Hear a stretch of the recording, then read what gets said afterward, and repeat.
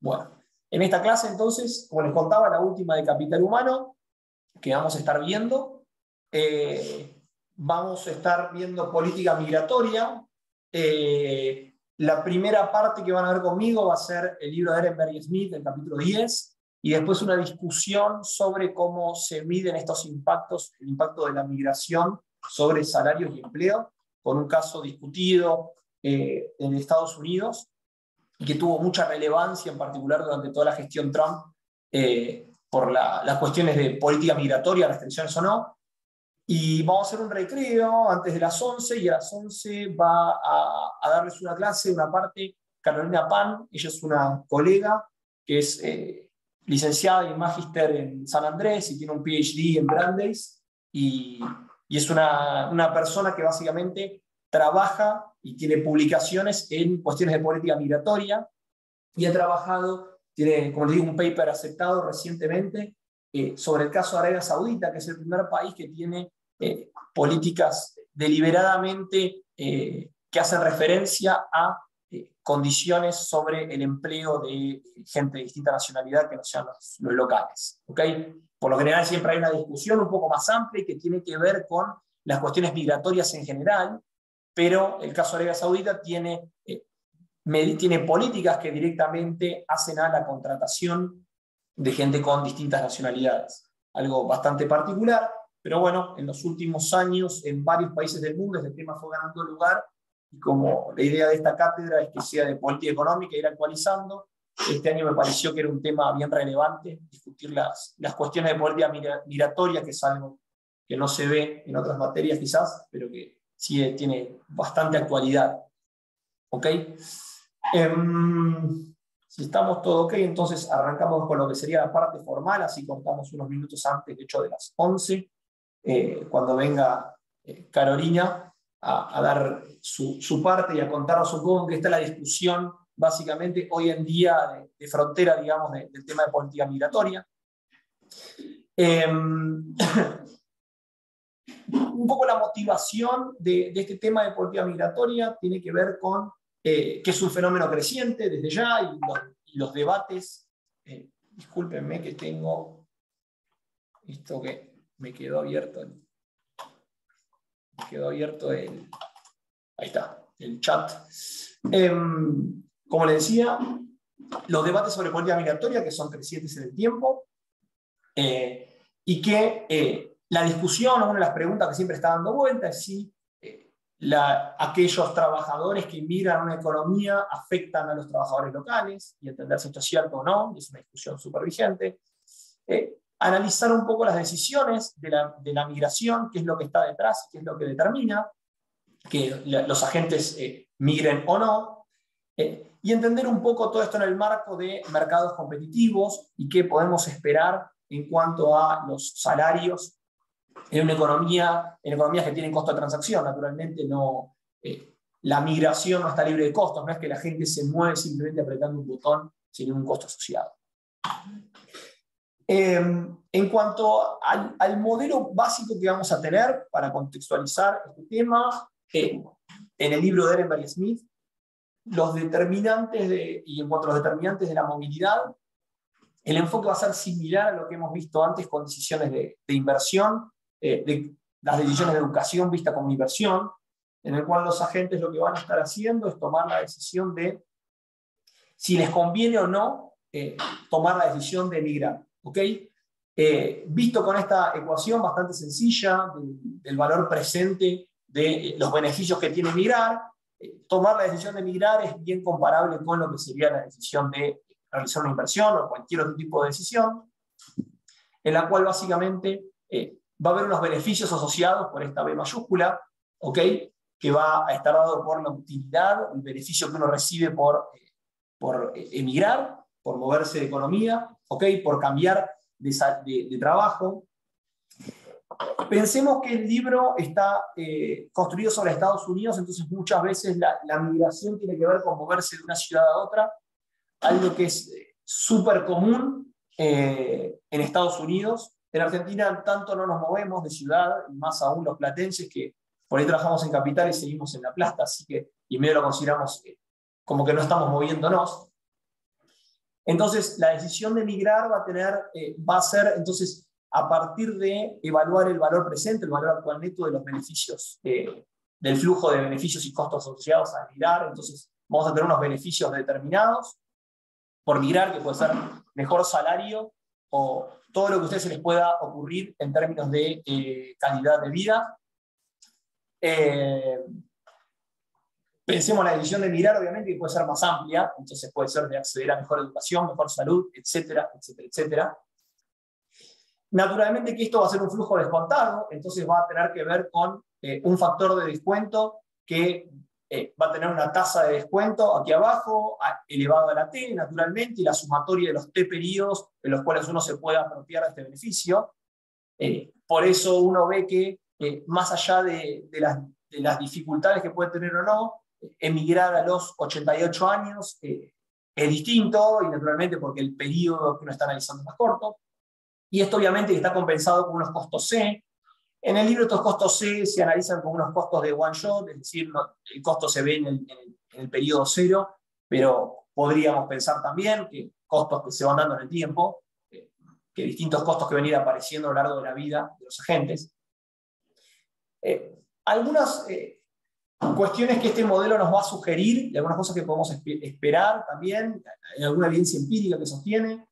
Los efectos pull suelen ser mayores que los efectos push. Esto quiere decir que en general la gente se ve atraída por unos beneficios. Este diferencial de beneficios que va a obtener se asocia más a cosas que puede lograr migrando que a lo que se escapa del lugar del cual se va.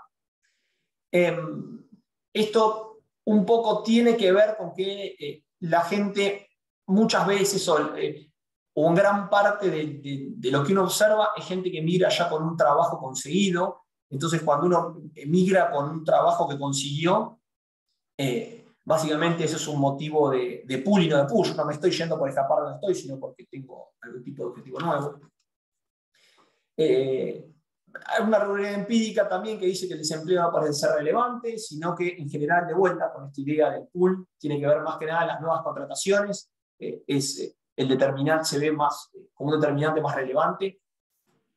Y luego, asociado con analizar los componentes de esta ecuación, obviamente la edad es el factor principal, y como yo les decía, es esperable que muchos de ustedes, o que la charlen entre sus amigos de tesis, emigro o no, y tiene que ver con que ustedes piensan, bueno, si yo emigro ahora tengo, no sé, 70, 80 años de vida por delante, entonces naturalmente todos estos beneficios descontados contra un C fijo van a ser, va a hacer que sea para ustedes por ahí más beneficios por apropiarse que una persona que sea un poco más grande. Los jóvenes naturalmente tienen este mayor T y a su vez tienen menor C, porque pensemos que los costos asociados en muchos casos tienen que ver con mover una familia y costos económicos y de todo tipo, sociales. Si uno emigra solo no es lo mismo que emigrar con una familia. El segundo determinante más relevante tiene que ver con la educación. Existen perfiles globales que naturalmente tienen un B más grande por hacerse, obviamente que hay mayores beneficios por obtener. Desde ya ustedes, básicamente su perfil serían de alguna forma, ustedes son commodity de alguna forma, distinto de si hubiesen estudiado por ahí derecho, tienen que reconvertirse, tienen que estudiar, pero ustedes estudian derecho argentino, ustedes cuando estudian economía, esto la verdad es que de hecho la literatura que utilizamos no está aplicada aquí. Otro factor determinante tiene que ver con la información que hace a los costos de emigrar, y esto se observa en la práctica que en general la gente que accede a información de forma más barata, por decirlo de alguna manera, suele emigrar más y más lejos, y la gente que le cuesta más conseguir esta información suele emigrar menos o a lugares más cercanos, y tiene lógica cuando uno lo piensa de esta forma. Entonces, en general, esta información, la gente con mayor educación, además de tener mayores retornos por migrar, suele tener mejor acceso a información, por ejemplo, de todo lo que implica o no. Podría ser tranquilamente que alguno de ustedes termine trabajando, viviendo en Singapur, no sería raro, o en Tailandia, o no sé, por decir algo. Sin embargo, es muy difícil que una persona con menos calificación termine migrando a Tailandia, como le decía, o a Singapur, o no sé, por decir, en un país que nos resulte bien lejano a nuestra realidad. ¿Okay? Algunos elementos más referidos a este modelo. La tasa de los migrantes, la tasa de descuento del migrante suele ser más baja, y naturalmente, ustedes piensan en esta ecuación, una persona que emigra, uno sabe que en el primer momento que uno emigra no va a obtener los beneficios, y de hecho es posible que los beneficios sean más altos en el primer periodo si uno se queda que si uno se va. ¿Ok? Uno aquí en Argentina, si ustedes pensando en un caso, llevándolo a lo cotidiano, si una persona se queda en Argentina, le puede costar más o menos, pero parece más razonable pensar que por lo menos en el corto plazo, conseguir algún tipo de trabajo es más fácil que si uno se muda a España o a un lugar donde tiene que empezar de cero. ¿Ok? En cuanto a... a ver, aguarden un instante, un segundo.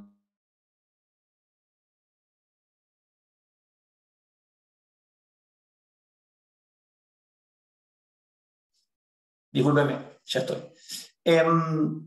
Segunda dimensión, una cuestión que tiene que ver después, que es bien relevante, con la desigualdad de las sociedades, y esto es un factor que determina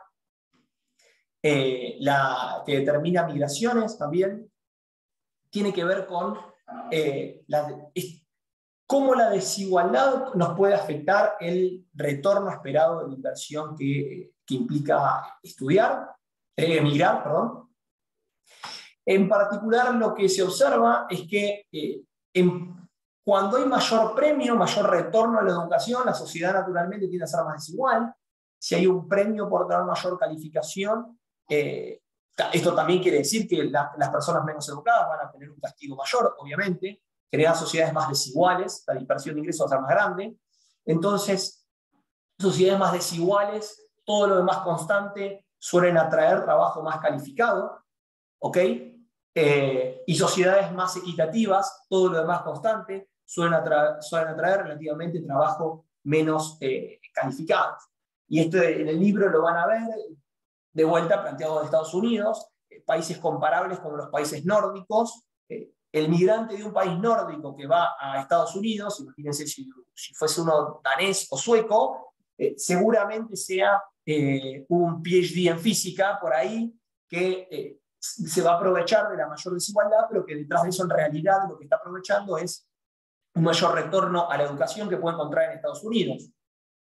Muy por el contrario, sería raro que un trabajador no calificado elija irse de Suecia para irse a Estados Unidos. ¿Ok? Y del otro lado de este aspecto, sería este determinante, lo plantea con las sociedades latinoamericanas, que tenemos sociedades más desiguales que en Estados Unidos, sacando el cono sur, ¿no? El caso argentino por ahí, o uruguayo. No sería el caso que está apuntado en el libro, pero pensemos en un caso como México, donde la sociedad sí es más desigual que en Estados Unidos. Entonces, relativamente, esto genera una mayor atracción a los trabajadores menos calificados para poder obtener el beneficio. De alguna forma, en una sociedad más desigual, educarse es particularmente costoso. En cambio, poder acceder a este bien público, que sería una sociedad más equitativa, con cierta distribución de algún tipo de bienes públicos más equitativa, genera mayores incentivos o hace que emigrar sea una inversión más rentable. ¿Ok? De vuelta, esto quiere decir, pensémoslo siempre, todo lo demás constante, y asumiendo de alguna forma que estos son primero efectos relativos. No quiere decir que no haya gente de alto nivel educativo mexicana yendo a Estados Unidos, o que no haya gente de bajo nivel educativo de Suecia yendo a Estados Unidos, ¿no? Esto no quiere decir, sino en términos relativos. Y después hay otro tipo de efectos.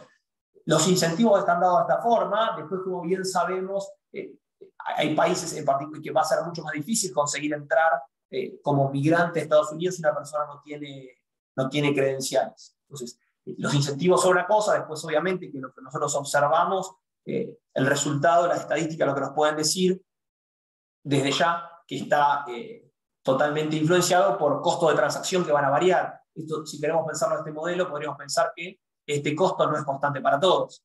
Si ustedes son latinoamericanos con menores y van sin trabajo, este costo básicamente es infinito. de tratar de ingresar a Estados Unidos. ¿Ok?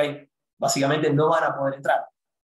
Entonces, de vuelta, dentro del marco de este modelo, y estas conclusiones tienen que ver en general con tomar ceteris paribus las comparaciones, ¿no? Y con efectos y con los incentivos que da. Después en la práctica puede haber otros factores en el medio. Bien. ¿Algún comentario más? No. Por aquí, con esto estamos. Hasta aquí, ¿alguna consulta de esta parte? ¿Alguna duda de este modelo? De vuelta, bien sencillo, pero para entender un poco cómo estamos, cómo encuadramos la idea de la migración, la política migratoria. Bueno, no veo preguntas, entonces seguimos para adelante, así llegamos bien. Hacer una pausa para que después la parte más interesante, que es escuchar a un especialista en el tema, la puedan aprovechar mejor. Un poco de la evidencia empírica y los retornos a la educación. Los retornos a la migración en Estados Unidos, en general, es un hecho estilizado que los inmigrantes van a ganar menos que comparables. De vuelta es difícil entender comparables, ¿no? Comparables va a ser en ciertas dimensiones. Es muy difícil decir que una persona que emigra a Estados Unidos es exactamente comparable con una persona local o establecida, desde el idioma, la cultura, hasta su historial laboral, que va a ser nulo al momento de emigrar, no es lo mismo comparado con una persona que puede presentar distintas credenciales en estas dimensiones. Otro factor otro hecho estilizado que se suele observar, tiene que ver con crecimiento de ingresos en el tiempo, y tiene que ver mucho de esto con adaptarse a la cultura. Naturalmente, cuando uno emigra, no entiende el idioma, hasta la terminología y un montón de otros factores más, y con el paso del tiempo uno va haciendo el catch-up, y esto naturalmente está acumulando capital humano. Como bien sabemos, el capital humano no es solamente se obtiene en el aula, sino que aprender de la cultura y adquirir el idioma, naturalmente también nos hace más productivos y por eso obtener ingresos más altos. Un elemento importante que va a destacar es que toda esta evidencia empírica tiene sesgos, o por lo menos es difícil estos sesgos de sacárselos de encima, de netearlos. ¿Por qué? Y bueno, porque en general los locales se mueven menos, en cambio aquellos que migran, estamos mirando la porción de los migrantes que se quedaron. Okay, entonces, esto es todo un tema bien relevante en la literatura y que en la última parte de mi clase voy a hacer énfasis en cómo en la práctica medimos los efectos que tiene cierta política migratoria o no, cómo podemos saber cuán beneficiosa es o no por estos sesgos que van a aparecer.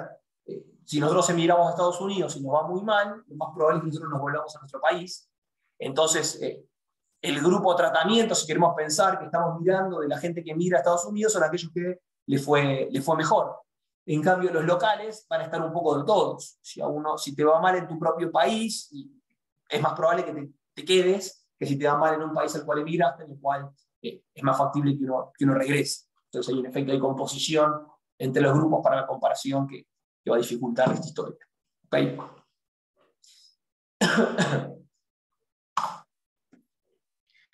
Una pregunta. Sí, adelante. Que ahí decía que los inmigrantes ganaban menos que los comparables, pero ¿tiene algún efecto que los inmigrantes sobre el salario digamos, de los residentes, digamos, que haya inmigrantes, les baja el salario más allá de que los inmigrantes ganan menos? Ahí vamos a ver algo en la parte ahora que sigue de la clase, porque la discusión es exactamente esa, es parte de la discusión y que tiene, y esto que ha sido muy relevante durante todo el periodo de Trump en el gobierno de Estados Unidos, toda esta historia, la discusión es más allá de si ganan más o menos la persona que emigra, cómo afecta a los locales. Y está discutido, y ahora justo donde estaba pasando, ahora vamos a ver si te puedo responder o por lo menos una parte de esta historia.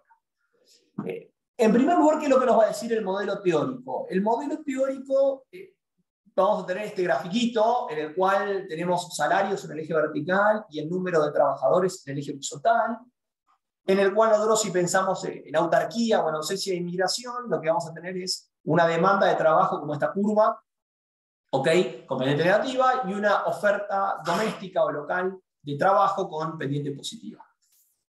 Existen dos falacias a presentar el libro, que dentro de las cuales que pueden, en algún punto serían dos respuestas que podrías obtener a tu pregunta, que me hacía recién.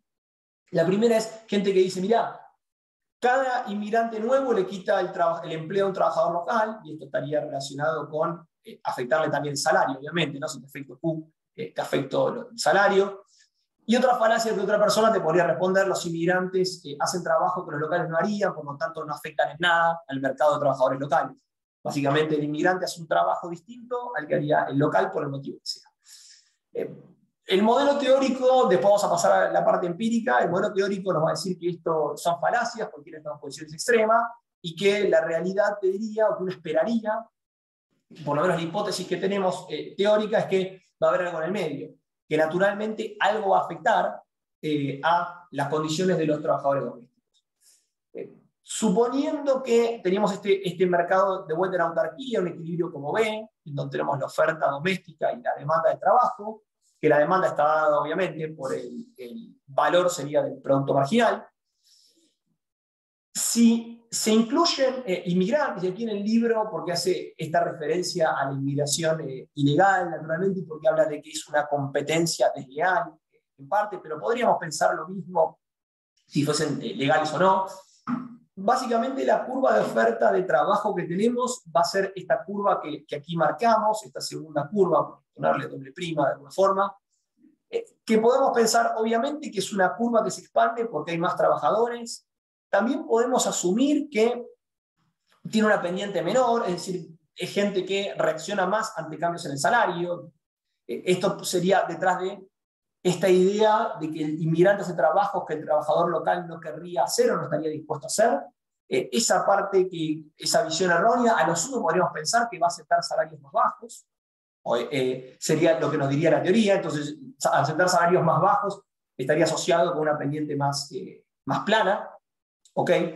Pero en ningún caso podríamos asumir que no tiene efecto. ¿Y esto cómo vemos que esto tiene efecto? Bueno, básicamente lo que nosotros observamos es que en autarquía el empleo doméstico era un nivel como N1 y se pagaba un salario como W1, y de golpe, si nosotros tenemos acceso a la inmigración, va a haber inmigrantes en el país ahora, el nuevo equilibrio se va a dar a un punto como C, en donde va a haber un salario más bajo y un nivel de empleo más alto, y naturalmente, como nosotros vemos en el gráfico, los trabajadores domésticos que en el equilibrio sin inmigración había un nivel de empleo más alto, como N1, y salarios más altos, obviamente que es esperable que tengamos algún tipo de caída en salarios y en la cantidad. Nosotros lo que observamos ahora es que con el nuevo equilibrio tenemos que desde 0 hasta N3 va a ser el nivel de empleo doméstico, y desde N3 hasta N2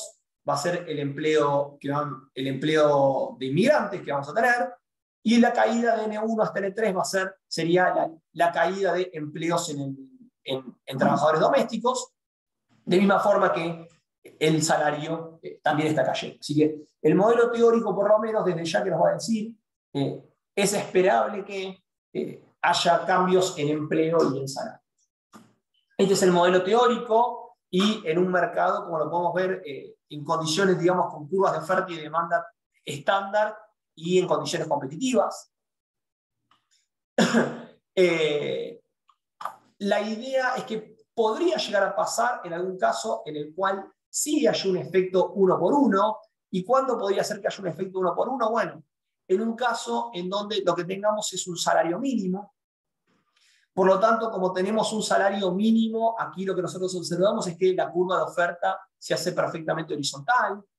Entonces ahora nosotros, aquí lo simplifica el gráfico, pero tendríamos una curva de oferta doméstica y una curva de oferta total, donde sumo trabajadores locales y los inmigrantes. En este caso sí tendríamos una pérdida de 1 por 1. ¿Y por qué es que diríamos que si yo tengo un salario mínimo puedo tener un efecto de 1 por 1 en términos del empleo? Es decir, cada inmigrante está, de alguna forma, quita el empleo a una persona que estaba localmente establecida. Bueno, la lógica es que la curva de demanda y el equilibrio va a seguir estando en B. ¿Por qué? Porque es tomador de precios y porque el equilibrio no va a cambiar. Nosotros habíamos visto que en el caso anterior lo que teníamos era que había una pendiente, ni una pendiente, por decirlo de alguna manera, la curva de oferta. En este caso no, la curva de oferta tiene un salario mínimo, entonces va a estar dado a este precio, va a ser tomadora de este precio la demanda laboral. Entonces, en este caso, si nosotros tenemos básicamente que hay una expansión de la oferta de trabajo hasta S2, desde S1 hasta S2, por la inmigración, lo que tenemos es que el nivel de equilibrio no va a cambiar.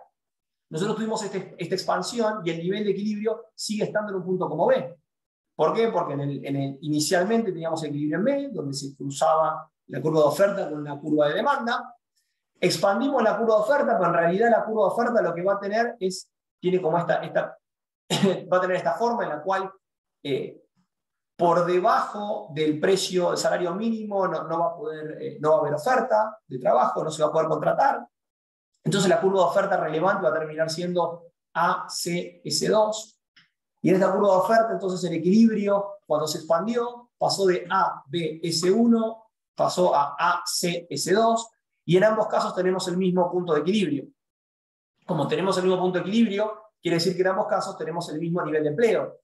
Entonces, cada empleado que nosotros tengamos, cada persona que se emplee, que sea inmigrante en esta economía, naturalmente va a tener que estar quitando un trabajo a lo que en la autarquía era contratado de la masa de trabajadores establecidos o trabajadores locales. Entonces, solamente en este caso, y siempre y cuando esta intersección, además necesitamos que se dé en el tramo plano del pendiente cero de la curva de oferta, si el equilibrio no se diese en este tramo, si se diese en el tramo creciente, ahora sí volveríamos a tener un efecto híbrido en el cual no desplaza la totalidad de trabajadores locales cada trabajador inmigrante. Entonces, sí y solo si esta intervención y este equilibrio se da en el tramo plano de la curva de oferta, ahí podríamos decir entonces que cada trabajador inmigrante que se contrata le quita el trabajador a un establecido. De vuelta, estos casos es bastante extremo y entonces nos queda bastante acotado el universo en el cual podríamos llegar a decir que todos los trabajos de los inmigrantes quitan el trabajo a los trabajadores locales. No obstante, sí esperamos que haya algún tipo de efecto, al menos parcial, alguna elasticidad, al menos parcial. ¿Ok? ¿Alguna consulta de esto? ¿Se entendido esta lógica? Yo tengo una duda. Sí.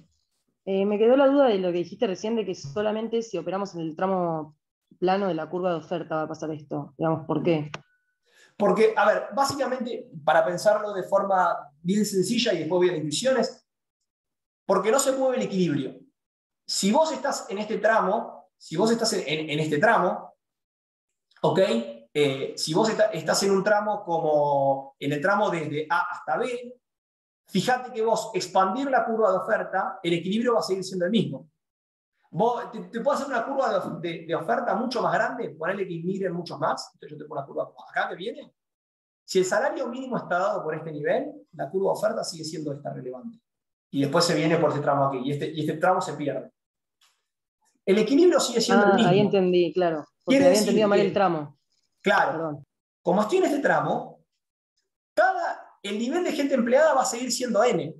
Como el nivel de gente empleada sigue siendo N, si uno de esos N ahora es un inmigrante, naturalmente lo que se va a haber perdido es un trabajador que era local.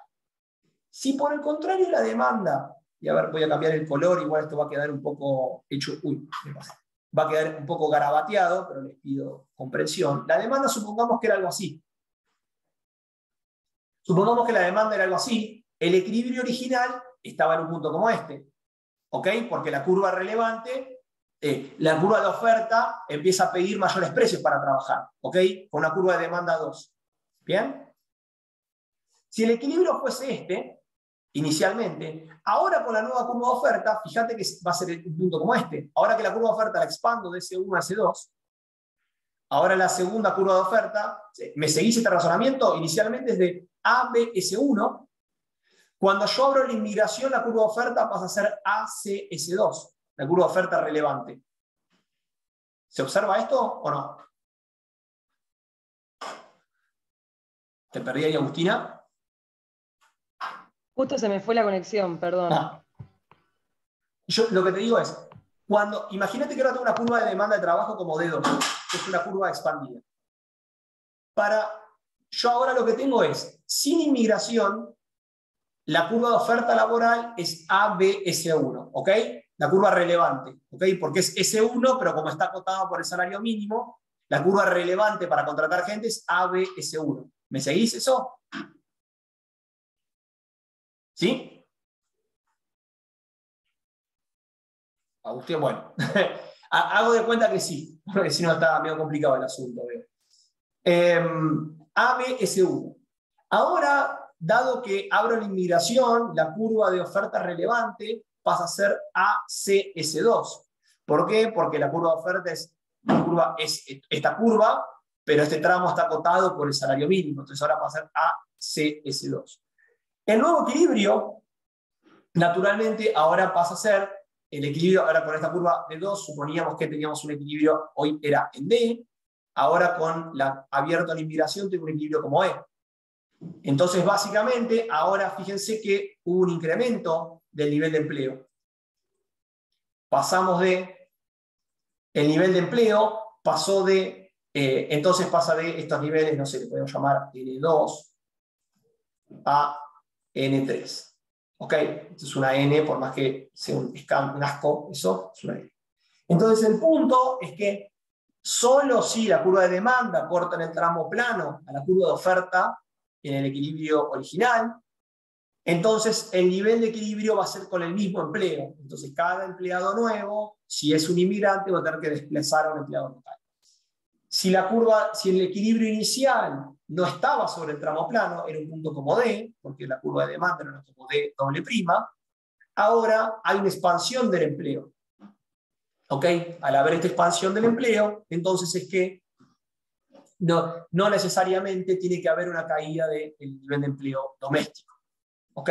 Básicamente lo que va a haber sí es una presión a la baja del salario, naturalmente por mayor competencia, pero no necesariamente quiere decir que haya menor empleo doméstico. De hecho, el nivel de empleo agregado crece, entonces podría ser tranquilamente que los empleados domésticos incluso sean mayores que lo que había inicialmente. ¿Ok? De vuelta, sometidos a condiciones de competencia. Ahí se entendió esa parte, pero que sí, o no, la perdí a Agustina varias veces. Bueno. Isidro, te paso Sí. consulta, Adelante. pero en definitiva el modelo como que no te explica que van a sustituir necesariamente por mano de obra migrante, simplemente es como que ahí los empleadores están como aleatorizan a qué empleado contratar. Exacto. Sí, lo que sí es obvio es que si vos tenés, como era este modelo, pensemos el modelo que sin todos mis garabatos, el equilibrio en B, en este modelo, el equilibrio en B, si la probabilidad es aleatoria, como vos decís, porque a vos te da lo mismo, si vos son exactamente iguales, te da lo mismo, ya el hecho de estar contratando, de que haya una probabilidad mayor que 0 de contratar un inmigrante, necesariamente va a hacer que la cantidad de trabajadores locales va a ser menor o igual a la que había inicialmente. ¿Ok? Ahora, ¿por qué? Porque básicamente la cantidad de empleo no va a crecer en nada y el salario no va a bajar, es decir, va a haber mayor competencia y no va a poder de alguna forma competir en precios, entonces el equilibrio va a ser el mismo. Como vos bien decís, en este equilibrio N, por eso yo digo, no es obvio, no garantiza que haya uno por uno los cambios en los empleos si yo estoy en un equilibrio inicial como en D. Podría pasar que haya más, como podría pasar que haya menos, pero bajo ningún punto de vista yo podría decir que entonces que hay menos empleados domésticos que los que había inicialmente. Está muy bien, como lo decía Francisco, pensar en que si a vos te da lo mismo y estoy contratando, sí, podría darse cualquier escenario, sí, podríamos estar en este escenario. Lo que va a pasar, Francisco, es que dependiendo de dónde estén, si vos te pones a pensar, estos trabajadores, hay trabajadores aquí en el margen que estaban requiriendo salarios más altos, estos trabajadores domésticos no van a venir a trabajar, no van a ofrecer su trabajo, ¿no? Aquellos trabajadores que en el margen me pedían un salario más alto, no van a ser los contratados, ¿ok? Sino que van a ser los de la masa que yo tenía originalmente. No es factible, no tiene lógica pensar que un trabajador que demandaba un salario por aquí arriba ahora va a aceptar el trabajo por aquí abajo, con el salario por aquí abajo. ¿Ok? Es decir, aleatorizo Y tiendo a pensar a que si este trabajador estaba establecido, de hecho, yo podría pensar que sea un costo de transacción por despedir gente, cuando yo en la inmigración, vos no vas a despedir para contratar un tipo igual. ¿Okay? Entonces, de hecho, si yo le sumo costo de transacción a esto, desde ya que voy a decir, mirá, no voy a contratar menos gente que la doméstica. Pero aún si fuese costo cero y lo aleatorizo, sí, como bien decís, podría cambiar una composición distinta. Lo que digo es que no garantizo que esté despidiendo gente local. ¿Ok? Espero haberte respondido, pero está bien tu apreciación. Sí. Gracias. Bueno. Estos efectos de la inmigración sobre el empleo, bueno, el empleo de baja calificación doméstica compite con el empleo de baja calificación del resto del mundo. Esto es independientemente de que yo abra o no abra la inmigración, ¿no? Es decir, pónganse a pensar, las empresas textiles de Pakistán compiten con las empresas textiles de Etiopía. Si permiten o no permiten la inmigración, no se va a eliminar la competencia, ¿ok? No es que el trabajador de Pakistán va a decir, bueno, si la gente no inmigra acá, no, porque esa inmigración, que de alguna forma genera más competencia en el mercado laboral y baja los costos, es lo que genera que haya más demanda de textiles pakistaníes. Por el contrario, si vos te cerrás, de alguna forma garantizando las cantidades y por tanto los precios, es decir, el salario, eso no te va a tener de alguna forma aislado de que compitas con los textiles, con los empleados textiles de Etiopía. ¿Okay? Por citar un caso claro que se da en el comercio internacional, los textiles entre Pakistán y Etiopía, que serían dos competidores directos. ¿Okay? Entonces, limitar la inmigración, naturalmente, no da motivos para pensar que eso se va a eliminar. En presencia de costos de movilidad, incluso, si existe algún costo de movilidad, mucho menos pensar que la inmigración irrestricta va a generar que vamos a igualar el salario con el resto del mundo, que la bajada de salarios nos va a igualar con países con salarios más bajos. Desde ya que, como bien sabemos, cuando hay un costo de transacción, no podemos igualar precios, no vamos a lograr de alguna forma, por usar la analogía, un único precio.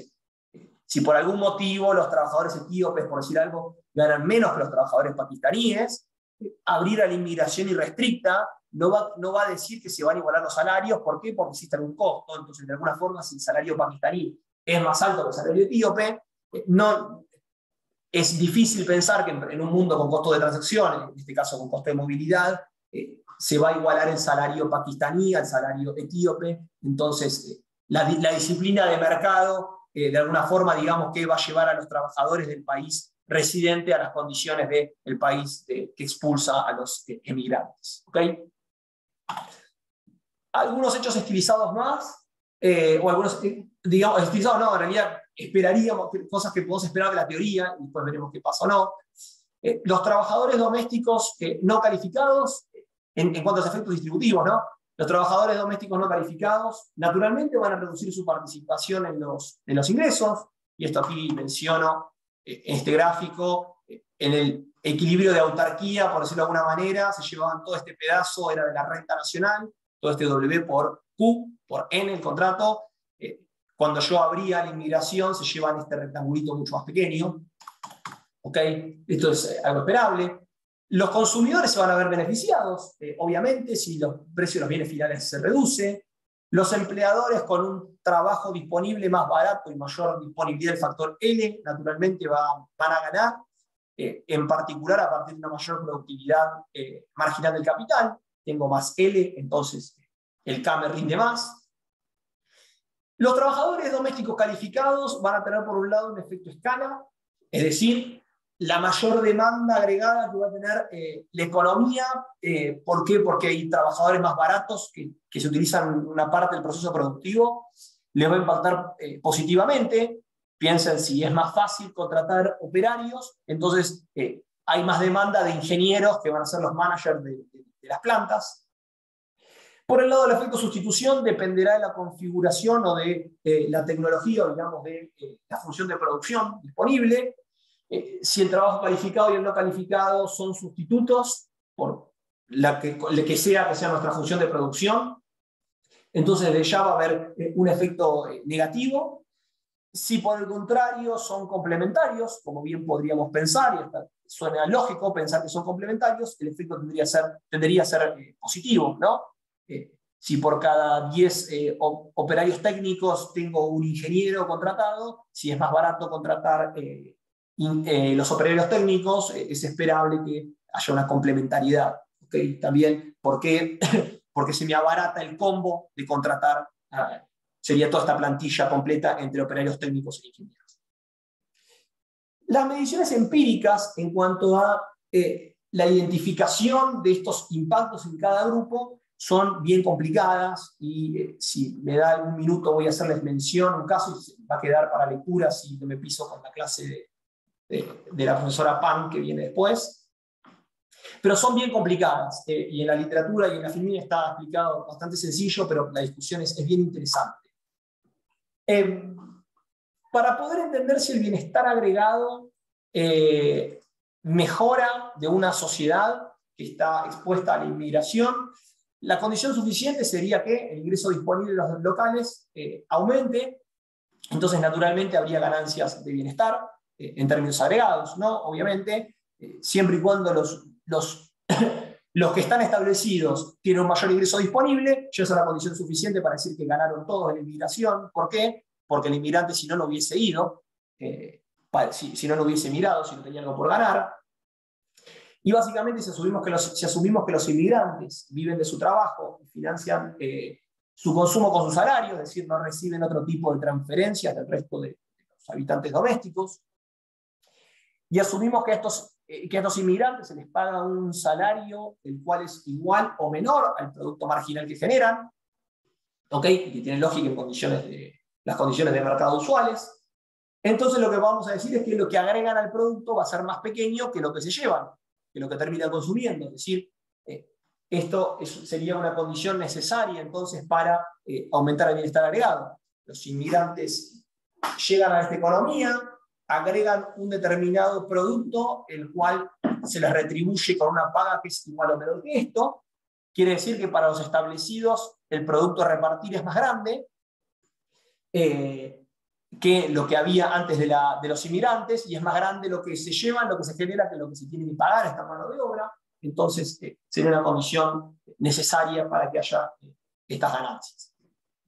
Obviamente que si yo esto lo asocio que además los establecidos todos no tienen pérdida los trabajadores que compiten, es decir, en términos de cantidad y de salarios que reciben, no tienen pérdidas, entonces puedo decir que el ingreso disponible va a ser mayor para los locales y por lo tanto va a haber una ganancia de bienestar agregado.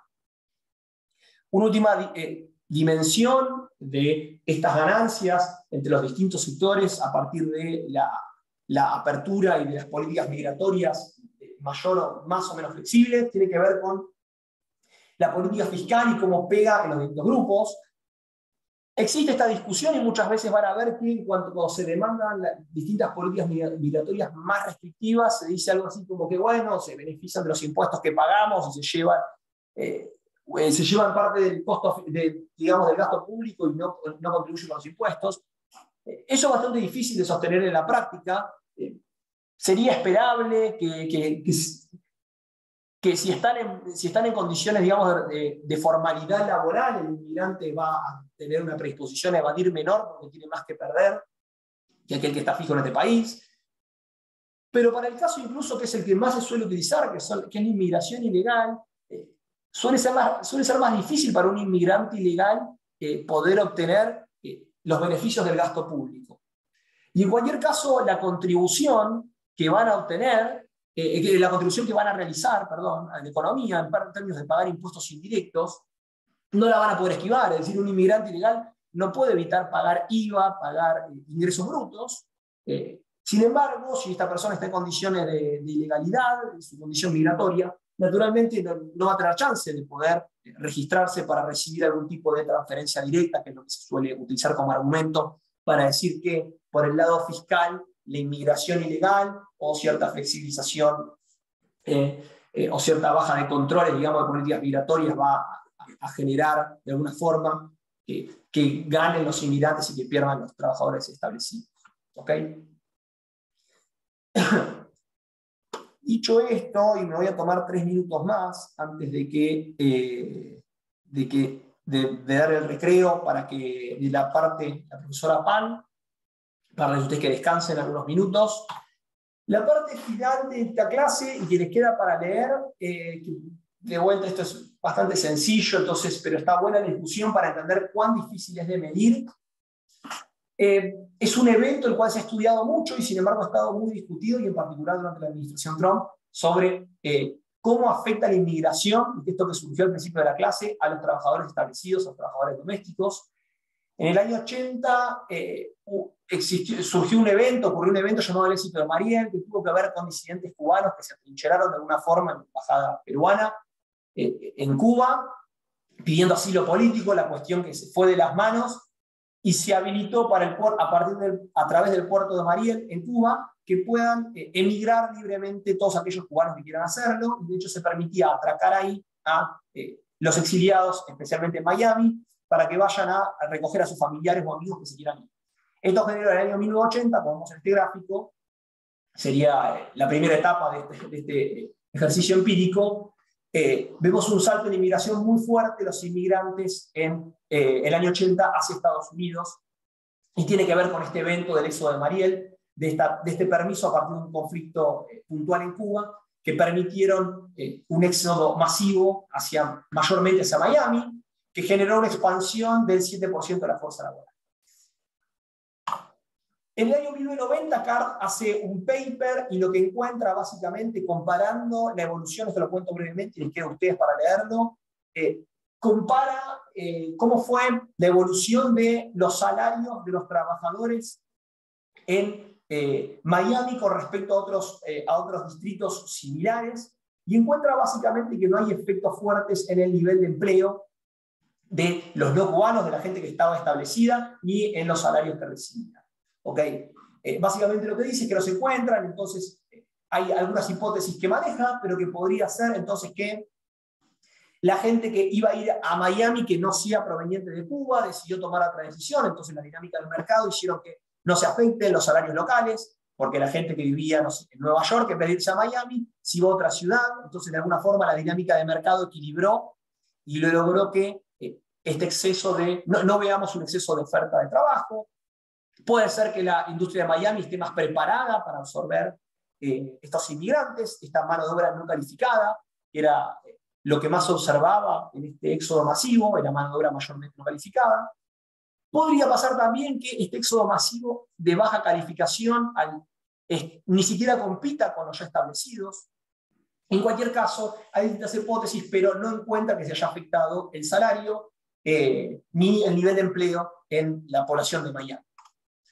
Borjas en el año 17, y esto en toda la discusión que yo les contaba en el contexto de la gestión Trump, en esta discusión hace una revisión de este enfoque, básicamente, y dice esto es contraintuitivo. Básicamente, si nosotros tenemos un aumento de la oferta, nosotros sabemos que tiene que haber caído de alguna forma los salarios, es contraintuitivo contra toda nuestra teoría.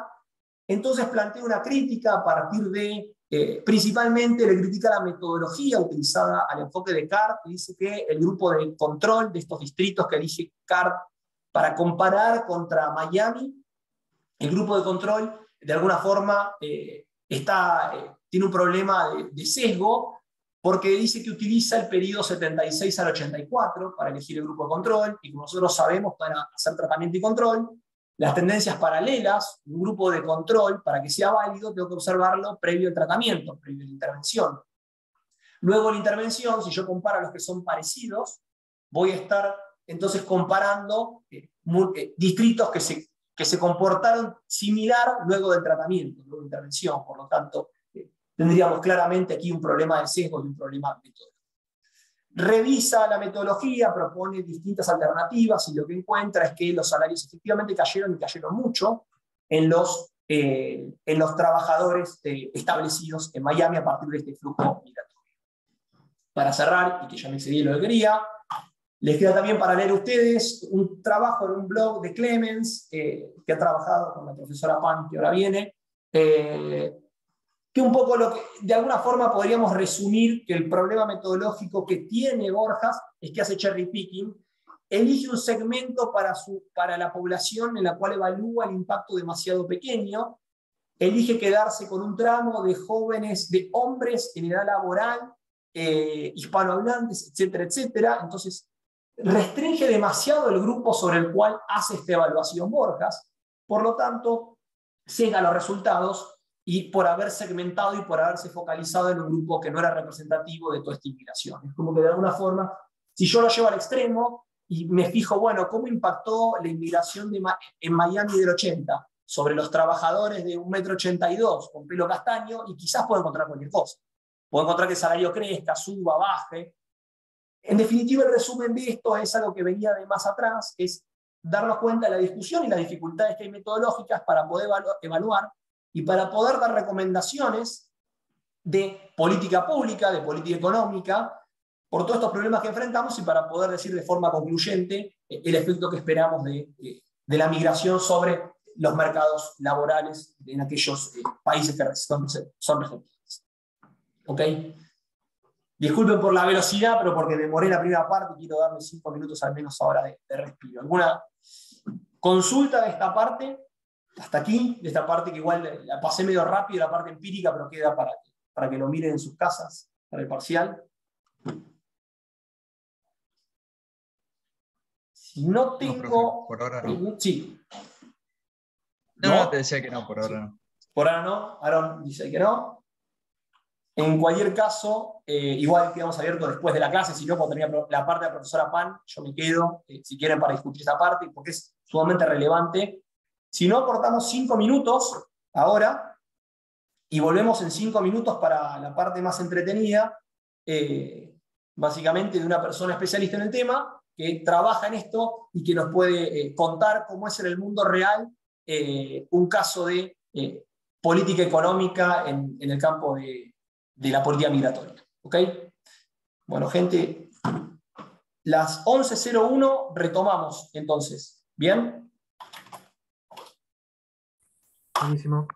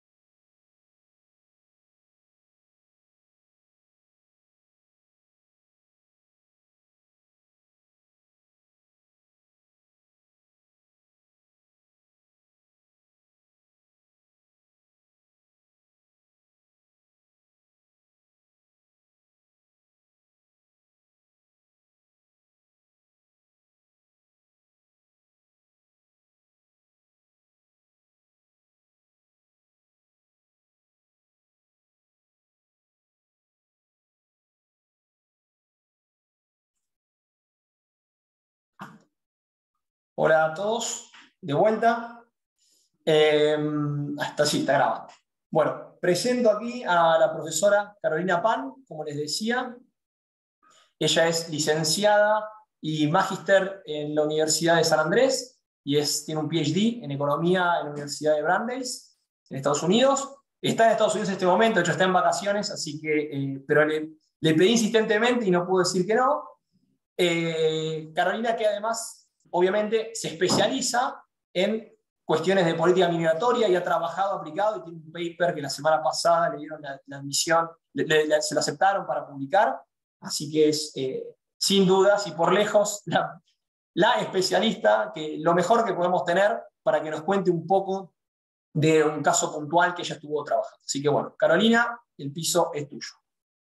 Bueno, muchas gracias. Pido disculpas de antemano tengo una luz horrible porque atrás tengo una ventana, pero bueno, perdón, es lo que hay. Bueno, como dijo Isidro, soy economista argentina, de UDESA, y hace 10 años que vivo en Estados Unidos y hace unos 4 o 5 que estoy trabajando en temas migratorios. Tuve la suerte, en verdad, de cuando terminé el PhD, empecé un postdoc, que es un poco lo que hacemos cuando no sabemos de qué queremos trabajar, y la idea un poco para mí era decir, bueno, voy a seguir haciendo investigación hasta que tenga una idea clara de lo que quiero hacer. Y tuve la suerte de entrar en un centro que tenía proyectos aplicados. Y la realidad es que mientras yo estaba haciendo papers, veía como con muchísima envidia, como toda esta política económica aplicada, y yo decía, bueno, creo que tengo un montón que decir, y fue súper interesante para mí, y me metí en la parte aplicada, digamos, a trabajar en los proyectos. Si bien siempre estuve como en la intersección entre la academia y lo aplicado, porque al final la academia es un poco lo que te da credibilidad, siempre me gustó ver como el otro lado, o sea, quién usa esto. Y esta discusión que contaba Isi en la primera parte, creo que está muy buena porque hay algunos fields como estos que son políticamente muy sensibles y muchas veces los académicos no se dan cuenta de los resultados que ponen o de las interpretaciones de los resultados que después al final, digo, en casos terminan hasta haciendo eslogans de campaña. Por ejemplo, en el caso de inclusive acá en Estados Unidos, Donald Trump, sus eslogans de campaña eran Make America Great Again y Build a Wall. O sea, política migratoria de lleno. Estamos hablando de la principal economía del mundo. Yo trabajé con un caso rarísimo. Durante 3 años fui la que lideré un proyecto, la parte de labor markets de un proyecto que tuvimos con Arabia Saudita muy grande, con el Ministerio de Economía, que tenía 2 partes en verdad. Una era diversificación económica y la otra era política migratoria. Y el proyecto me pareció interesantísimo porque si bien todos los países en el fondo tienen como algún tipo de razón de labor y de nacionalización del empleo en su política migratoria, nadie lo dice de manera tan directa. Los saudíes lo que tienen es un programa literal de nacionalización de la fuerza de trabajo, así, llanamente. Y a mí me tocó analizar un poco los efectos y las consecuencias. Así que lo que les quería era contar este caso que, si lo escucharon sería raro, porque no es un caso muy famoso, pero es el caso más grande de política laboral / migratoria en el mundo. Se llama NITACAT, este programa. Entonces lo que voy a hacer es voy a empezar a contarles un poco el contexto y después voy a contarles lo que yo hice y cómo yo evalué este programa. Y cómo sigue, porque en el fondo, en realidad, este proyecto con el Ministerio de Economía terminó, pero ahora yo trabajo con el Ministerio de Trabajo de ellos, ayudándolos un poquito también a cambiar, a seguir modificando este programa. Les digo un poco de contexto. Bueno, Arabia Saudita es el país más grande del Golfo Pérsico, mayormente desierto, pero tiene sitios importantes, tiene el sitio más sagrado del mundo islámico, que es la Meca.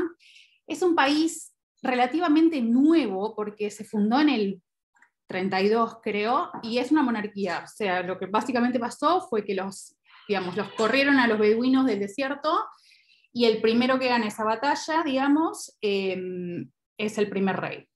Y ahora vamos por el tercero, que es el nieto del primero.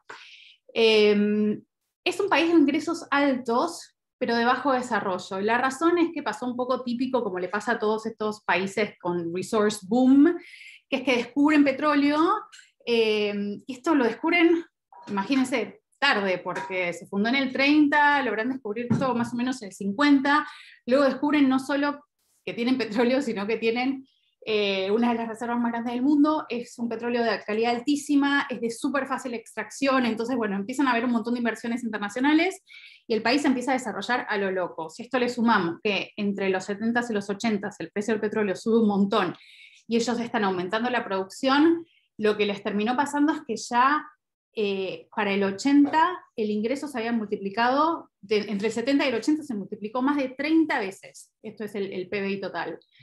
Y el PBI per cápita llegó a superar el de Estados Unidos en el 80.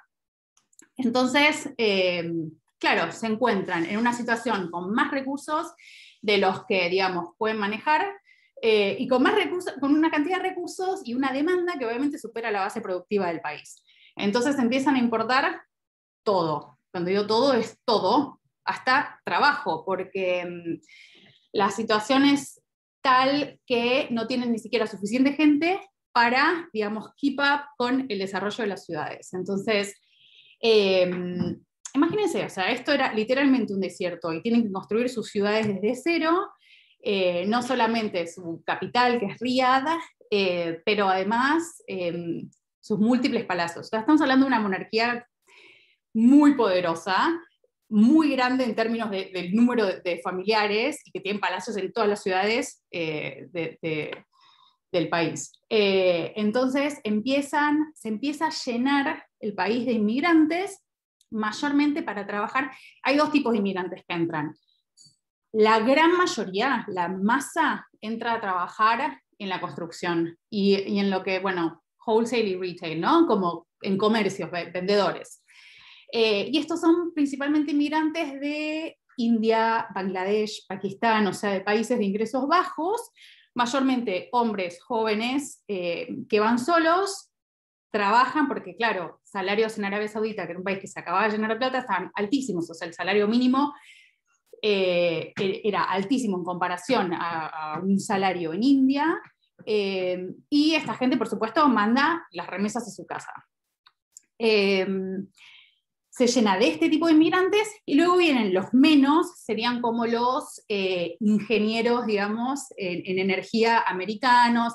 Se funda una suerte de town americano al lado de Aramco. Aramco es la petrolera saudí, donde es como el lugar donde trabajan todos los ingenieros americanos y demás, ¿no? Pero eso, digamos, es un porcentaje mínimo. O sea, la gran mayoría de gente que entra es para trabajar, para realmente construir.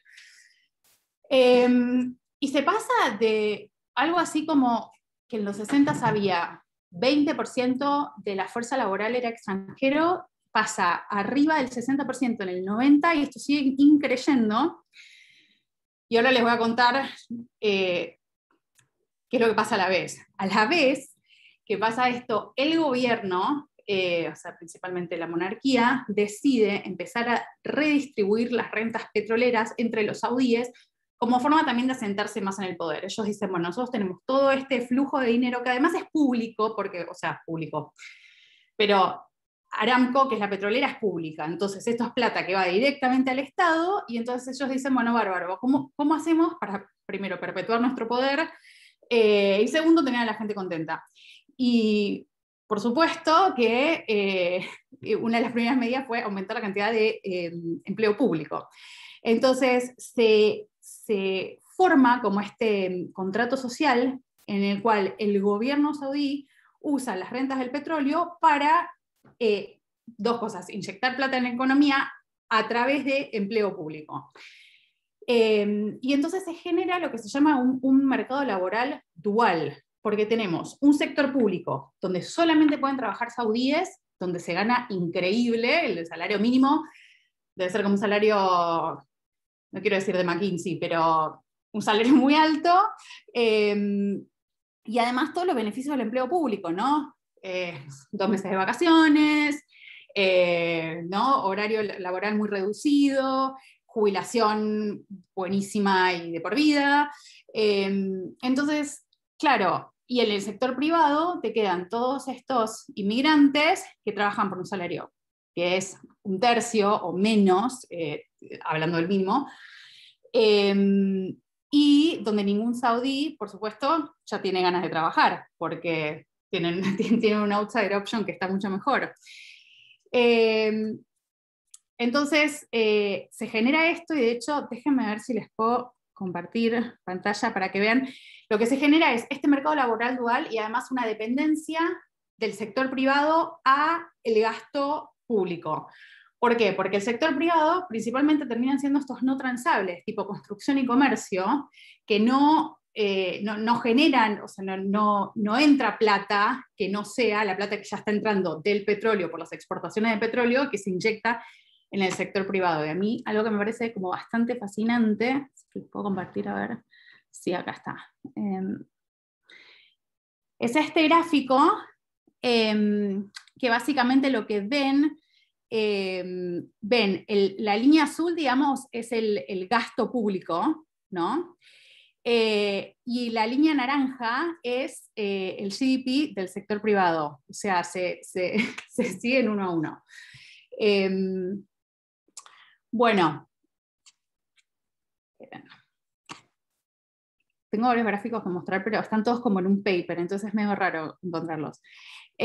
Bueno, a la vez, ¿qué pasa? Es un país que se enriquece muchísimo y esto viene acompañado de un crecimiento demográfico importante. Y lo que termina pasando es que aumenta muchísimo la masa de jóvenes en el país y a partir del 2010 hay como un pico en la tasa de desempleo juvenil. Que esto no es solo un fenómeno saudí, si bien en Arabia Saudita es como donde fue peor, pero es un fenómeno que pasa en muchos países del Golfo, porque en realidad muchos países, digo, más de uno descubrió petróleo a la vez. Y acá pueden ver lo que son las tasas de desempleo, que son altísimas, ¿no? Y acá hay como, esto es youth unemployment, es desempleo, creo que se traduce juvenil. Y acá lo ven como, tenemos como benchmark otras regiones, ¿no? Por ejemplo, en Latinoamérica es amarillo. Arabia Saudita es la línea negra. Estamos hablando de que llegó a casi un 35% de desempleo juvenil. Y esto no sé si recuerdan ustedes, tal vez eran muy jóvenes, el contexto de la primavera árabe, que fueron un montón de jóvenes yendo a la calle a hacer protestas contra sus gobiernos, justamente en parte por la alta tasa de desempleo.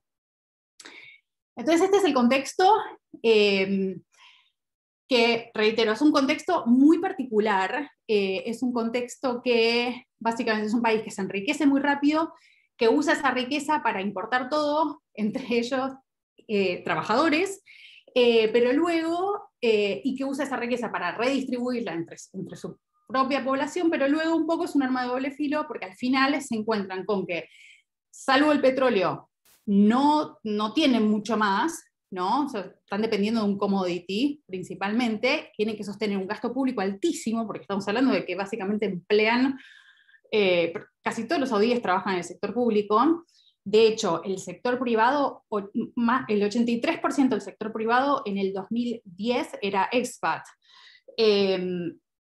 Y un sector, digamos, privado que se mantiene barato en términos de bienes y servicios por trabajo importado muy barato. Pero de repente empieza a pasar esto, empieza a pasar que aumenta el desempleo juvenil y después a esto encima se le suma la caída en precios del petróleo, que fue bastante catastrófica porque significa un déficit fiscal y significa que tienen que empezar a recortar gasto y todos estos beneficios que le dan a la población, y se les genera un problema. Entonces esto le mete muchísima presión al gobierno para que haga algo al respecto y tome algún tipo de medida laboral. Y acá nace el NITACAT.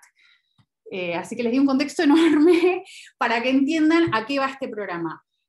Este programa NITACAT significa bandas en árabe, y básicamente es un sistema de cuotas de empleo, donde hay una matriz que se las debería mostrar. Hay una matriz que tiene a las empresas, a ver, déjenme ver, acá, esta matriz donde, por ejemplo, La primera parte tenemos Insurance and Business Services, ¿no? O sea, tenemos por tipo de industria, este es el tipo de industria, y tenemos los diferentes tamaños, ellos separan a las empresas según tamaño, ¿no?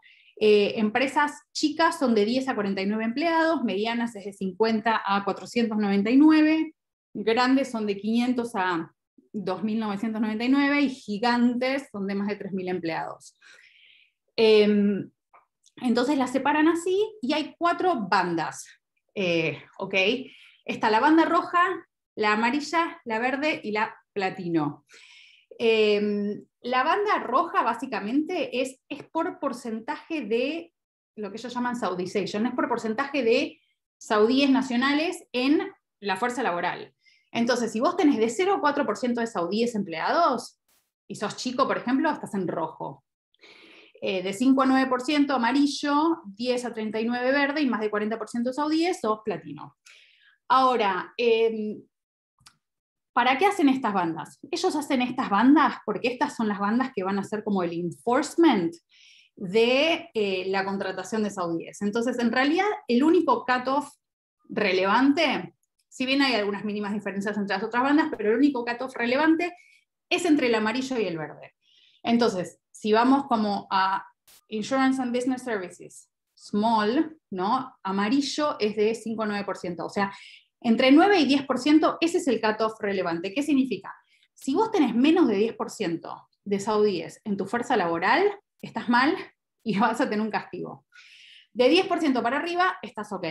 ¿Cuál es el castigo que les ponen? El castigo que les ponen es que no los dejan renovar las visas de los expats. Entonces te dicen, hasta que vos no pases la barrera del 10% de saudíes, si sos una empresa chica, si sos mediana ya necesitas 20%, grande también necesitas 20% y gigante también. Pero a las empresas chicas, a todo esto, a las empresas de menos de 10 personas inicialmente no están contempladas en el programa, después más adelante las incorporan, pero esta es la primera versión y no estaban incorporadas, con lo cual zafabas si tenías menos de 10 empleados. Pero esto es muy interesante porque recuerden que esto es un contexto en el cual estamos diciendo que el 83% de la fuerza laboral cuando se lanza este programa era expat, ¿no? Entonces, realmente, para una empresa tener 10 o tener 20% de saudíes en la fuerza laboral es un montón. Bueno, entonces básicamente instalan este programa. Vos al no poder renovar visas, básicamente te quedaste sin esos expats. Entonces vos tenés que demostrar, y acá hay un sistema de monitoreo como súper agresivo que ellos hacen una base de datos, lo cual a mí me vino genial porque me permitió escribir un paper, porque la base de datos está espectacular, pero hacen un sistema súper agresivo en el cual monitorean y van semana por semana chequeando cuánta gente está inscrita en cada empresa, cuántos hay trabajando, etcétera, etcétera, y los van como cambiando de banda según el número de personas que van teniendo. Bueno, voy a cortar acá a ver si alguien tiene alguna pregunta, porque sé que les acabo de decir un montón.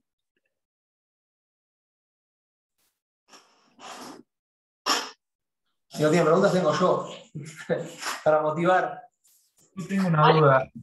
Había leído de que había problemas porque la mano de obra de Arabia Saudita no era calificada. O sea, que no tenían ingenieros, tenían expertos en arte árabe, literatura árabe y ese tipo de cosas.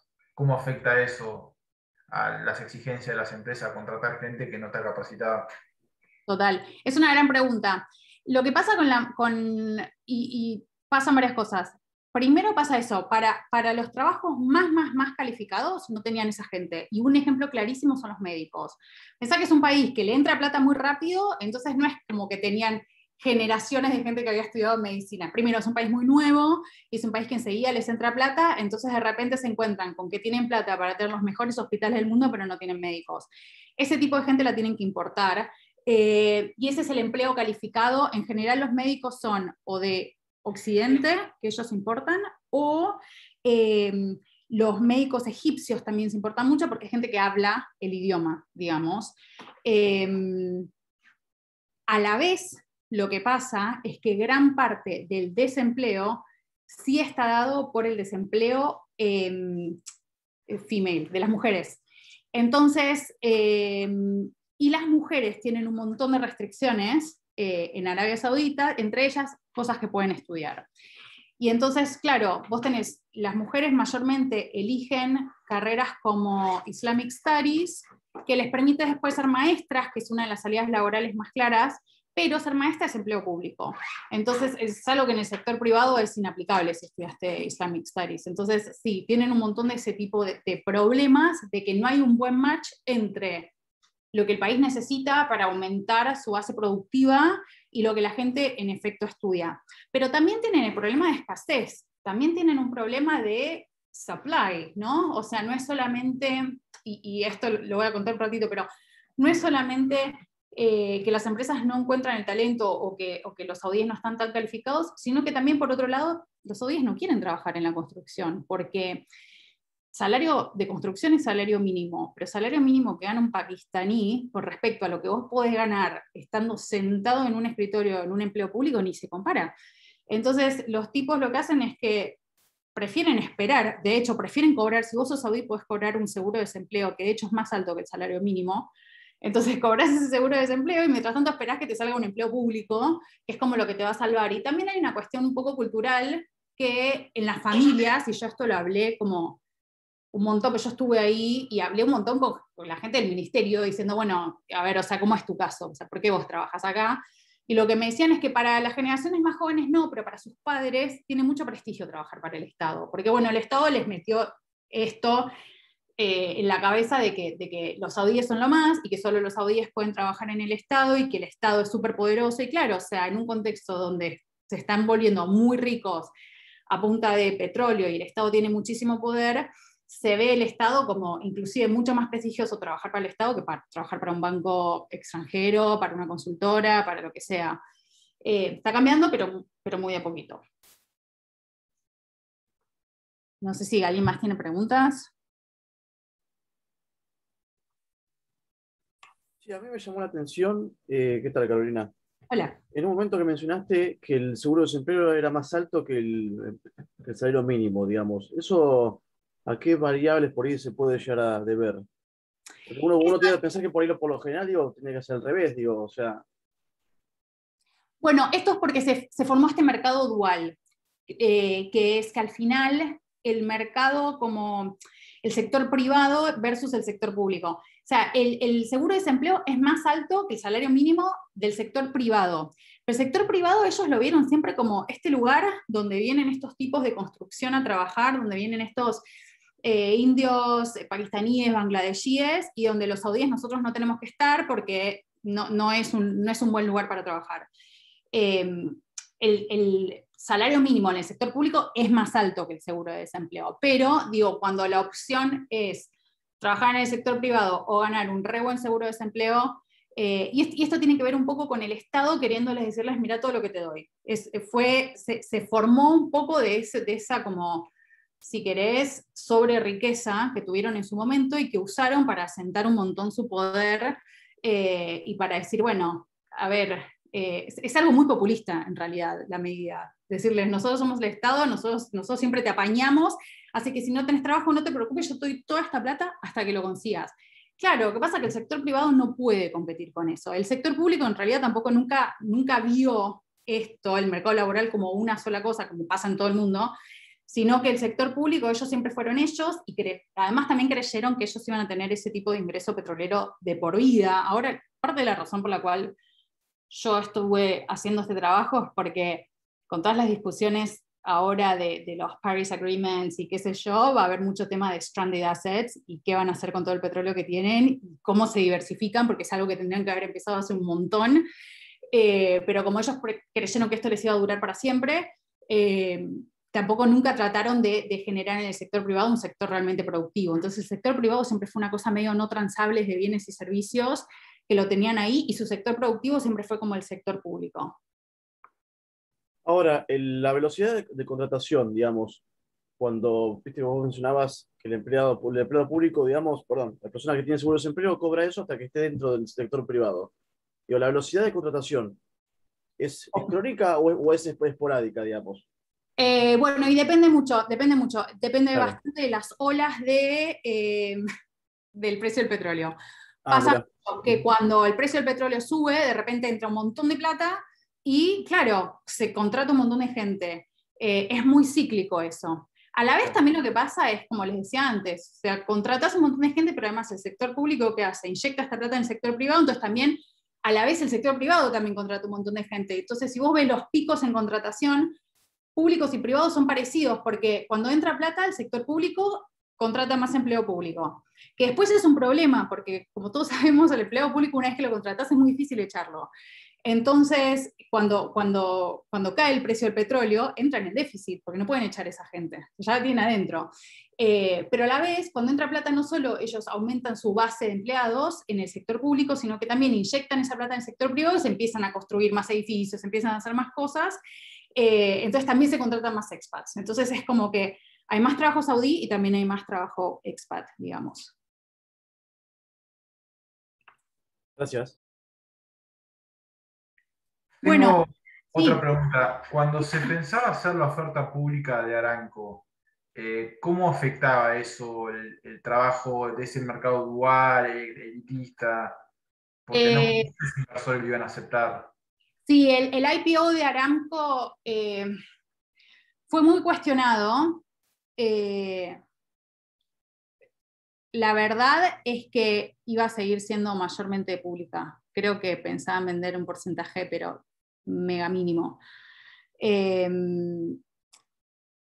Para ellos es una cuestión como muy cultural de hecho, cuando ellos anuncian que van a hacer esto, tienen un montón de backlash, porque un montón de gente sale a decir, bueno, pará, pero el petróleo es de los saudíes, es nuestro, como no pueden vender, es como salir a vender los glaciares, ponele, ¿entendés? Como es algo que para ellos es muy, está muy arraigado a que les pertenece y le pertenece al pueblo. Entonces, de cualquier manera, te digo, o sea, la comunidad internacional está un poco sobrevaluada, Aramco. Entonces, la comunidad internacional estaba muy escéptica con todo esto. Sé que se armó como mucho ruido al respecto.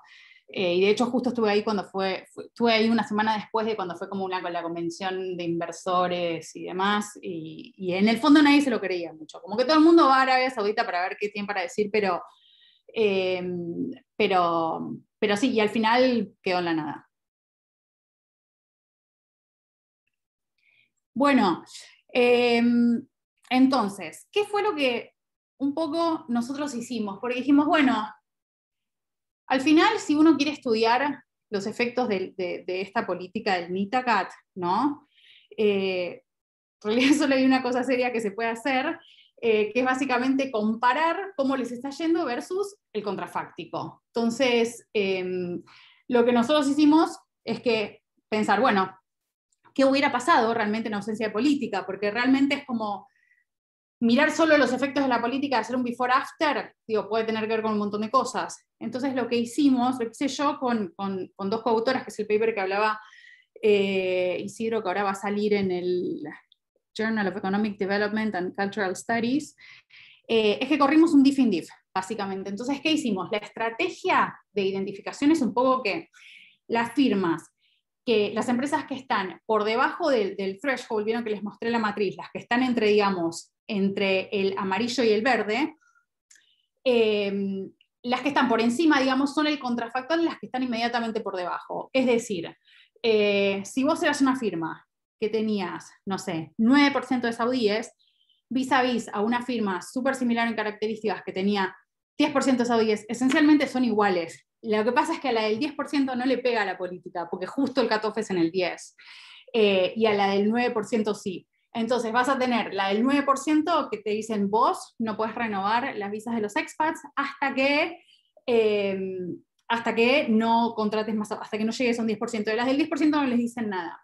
Entonces, esencialmente esa es la estrategia de identificación, y lo que está buenísimo del diff in diff, a ver, les voy a compartir, es que en el fondo, econométricamente es una estupidez total. Esperen.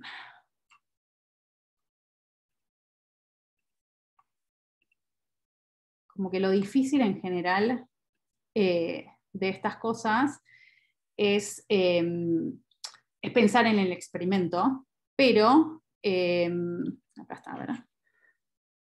Pero si se fijan, igual yo le dije a Isidro que no nos iba a aburrir con la econometría, que para eso está él, pero simplemente para que vean que el diff in diff, en el fondo, lo que nosotros hacemos es mirar en la izquierda, esta es la ecuación 1 que estoy mirando, del lado izquierdo tenemos como cambio en Y son los outcomes que queremos ver, y vemos varios outcomes, vemos por ejemplo empleo saudí, empleo expat, vemos firm exit, vemos exportaciones, vemos un montón de cosas diferentes, o sea que corremos diferentes regresiones, y el lado derecho en realidad lo único que tenés es una TAMI, que es below, esto es como below the threshold, o sea, estas son las que están por debajo del nivel mínimo de Saudization que necesitas para que no te den el castigo. Entonces esto es una dummy, y después lo demás son efectos fijos, en realidad. Entonces, digo, econométricamente es una pavada, lo difícil es encontrar el tipo de experimento para hacer, pero esto es como super clean, y te da básicamente una buena idea de qué es lo que hubiera pasado, porque como digo, lo que estamos haciendo, el coeficiente de esta dummy te va a decir el efecto diferencial entre las que están por encima de la cuota y las que están por debajo de la cuota. Entonces, básicamente me está diciendo el efecto neto de la política evaluada vis a vis el contrafactual. Entonces, básicamente, ¿qué es lo que encontramos? Los outcomes que vimos fueron empleo, cómo cambió el empleo saudí, cómo cambió el empleo de los expats, wage bill, que es como costos laborales, no sé, Isidro sabe cómo se dicen estas cosas. Es la primera vez que digo esto en castellano, todo esto, así que perdonen por la falta de vocabulario. Nómina salarial sería. Nómina salarial, perfecto. Nómina salarial, después vimos lo que se conoce como firm exit, que es como la salida del mercado, cuántas empresas, digamos, quiebran, ¿no? Y después vimos exportaciones.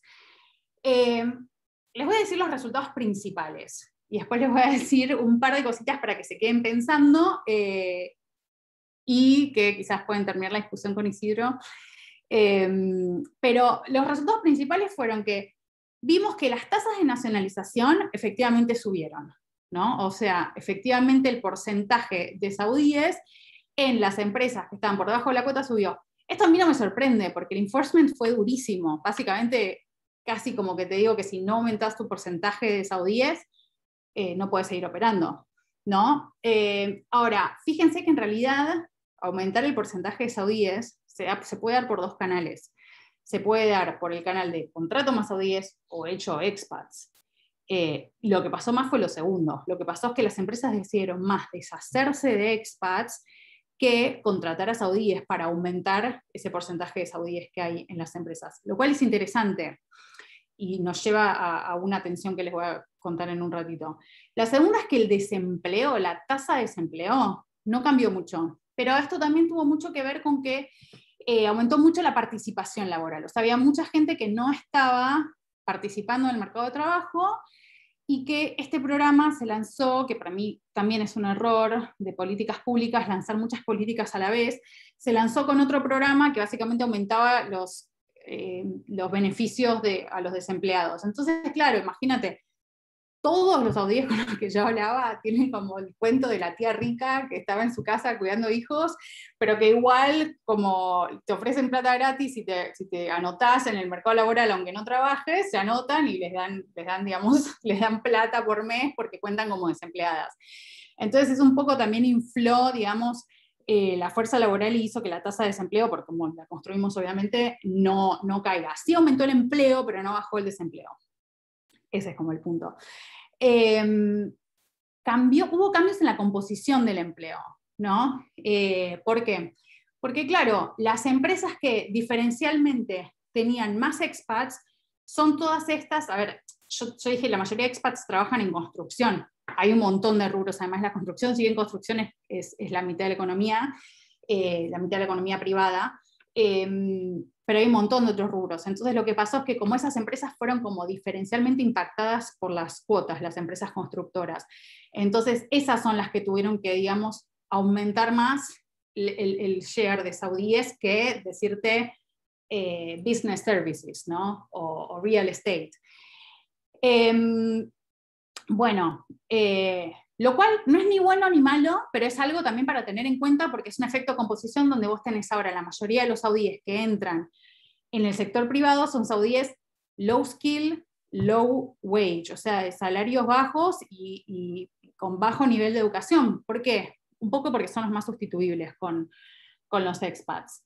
Y después, por último, bueno, obviamente que la mayoría de puestos de trabajo se crearon, cuando digo la mayoría, pues el 90%, se crearon en las firmas que están por debajo de la cuota. Significa que básicamente esta política, en realidad si vos no las obligás a las firmas, no lo iban a hacer, no es como que se proveyó algún tipo de incentivos para que las firmas quieran contratar a más saudíes, sino que todo lo contrario, como es un sistema de sticks en vez de carrots, donde te castigan si no lo haces, simplemente las que no quieren enfrentar el castigo lo terminan haciendo. Esto habla un poco de la sostenibilidad, ¿no? O sustentabilidad de este programa, porque significa que el día que dejes de hacer enforcement, esto no va a seguir pasando. O sea, no vas a tener este share de saudíes que querés. Y por último, y a mí lo que me parece más importante, porque yo en realidad toda la vida fui una trade economist, vimos los efectos sobre las firmas. Las firmas, lo que se vieron fueron dos cosas, tres de hecho, que para mí son súper preocupantes. La primera es que hubo más exit, o sea, muchas firmas, o sea, el programa aumentó la cantidad de firmas que quiebran, o sea, te aumenta la probabilidad de quebrar. Porque el canal, creemos, casi seguro, que es vía nóminas salariales, porque los costos laborales son el principal costo operativo de estas firmas, lejos. Y lo segundo que vimos, también todo esto con el DIF-INDIF, les estoy diciendo como bien identificado, es que cae la probabilidad de exportar. Y esto para mí es dramático, porque si había algo con lo cual vos podés un poco tanto diversificarte, pero por otro lado que te asegura o te da algún tipo de seguro contra el riesgo de los precios de los commodities, es tener un sector exportador que el día que te cae el precio del petróleo igual pueden seguir entrando divisas extranjeras por ese lado. Pero si encima te cae la probabilidad de exportar, estamos diciendo que en el fondo estamos dañando a las mejores firmas. No sé si lo vieron en Trade, pero típico modelo de Meritz, donde tenés que las más productivas sobreviven y las más productivas son las que exportan, porque son las mejores, son las que pueden competir a nivel internacional. Si estás dañando a esas firmas, estás en problemas. Entonces con lo que quiero cerrar un poquito es por qué esto, ¿no? Les acabo de dar resultados 5 resultados de los cuales 4 por lo menos son malos. ¿Por qué esto no funciona como se quieren? Si uno dice, bueno, ¿cómo para que contrate más gente? Bueno, la cabeza de ellos fue, bueno, medio que los obligamos. Hicieron un sistema que además es re sofisticado, porque al final todo este tema de la matriz, con las bandas, con no sé qué, digo, no es un sistema sencillo. ¿Por qué esto no funcionó como se quiso? Bueno, les dejo 5 puntas que después pueden abrirlas como un paraguas, pero la primera es que, si se lo ponen a pensar, era una política cuyo fin último era aumentar el empleo saudí, o si querés reducir el desempleo, pero no estaba diseñada para aumentar el empleo, sino que estaba diseñada para aumentar el share de saudíes. Con lo cual, se puede dar por la otra vía siempre, se puede dar por despedir expats sin tocar el empleo saudí. De hecho, muchas conversaciones que yo tuve con ellos les dije, miren, nacionalizar la fuerza de trabajo no te garantiza más empleo nacional, porque tenés países súper cerrados, economías cerradas, tipo Corea del Norte o Cuba, que por definición toda la fuerza laboral es nacional, y eso no significa no les garantiza desempleo cero. Hay un montón de desempleo. Entonces, hay un montón de factores que hacen al desempleo, y por otro lado tenés países como Estados Unidos, que en 2018 la tasa de desempleo fue por debajo del 4%, estuvo en 3.7, 3.8, o sea, bajísimo, un país lleno de expats. Entonces, poner una política de nacionalización lleva un montón de supuestos. Yo creo que hay supuestos implícitos que obviamente los policymakers no estaban viendo. El primer supuesto es que ellos estaban dando por sentado que los saudíes y los expats son sustitutos. Entonces decís, bueno, si yo obligo a las firmas a que tengan este share de saudíes, ¿qué van a hacer? Van a sacar un expat y van a meter un saudí. La realidad es que, bueno, obviamente la elasticidad de sustitución se puede medir, y lo hicimos, pero la verdad es que en realidad en general este argumento es malísimo y no suele funcionar. Obviamente que a algún nivel suelen ser sustitutos, y de hecho la mayor tasa de sustitución se da en los rangos más bajos, o sea, en la gente que tiene menos skills, porque esa es la gente que es más sustituible entre sí, pero obviamente que la tasa o la elasticidad de sustitución va a depender por industria, por tipo de ocupación, o sea, depende de un montón de cosas. Entonces, en promedio es un razonamiento bastante malo. Pero bueno, por esa razón les digo, no me sorprende que la mayoría de los ODIs hayan entrado vía construcción. Lo segundo que tiene esta política de pensar que aumentar o que poner tasas fijas de nacionalización del empleo te va a generar más empleo saudí, es que ellos están un poco ignorando que el problema también es de oferta. O sea, es suponer que es un problema de demanda, es suponer que las firmas no quieren contratar saudíes, entonces, ¿qué hacemos? Las obligamos a contratar saudíes. Pero hay un problema de oferta, hay mucha gente que querría, muchas firmas que querrían, y no encuentran, porque los saudíes no quieren participar de este tipo de mercado, porque no es ni prestigioso, ni les paga lo que ellos querrían, etc.